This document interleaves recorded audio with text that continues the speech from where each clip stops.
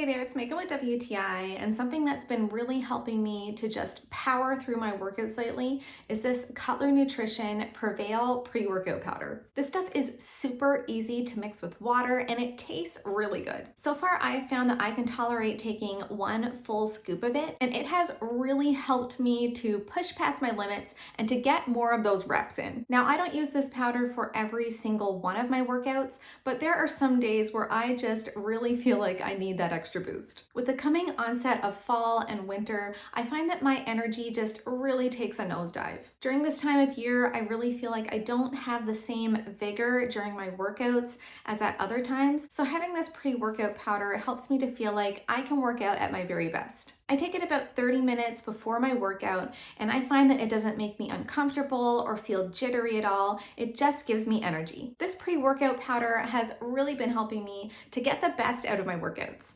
But that's just my point of view.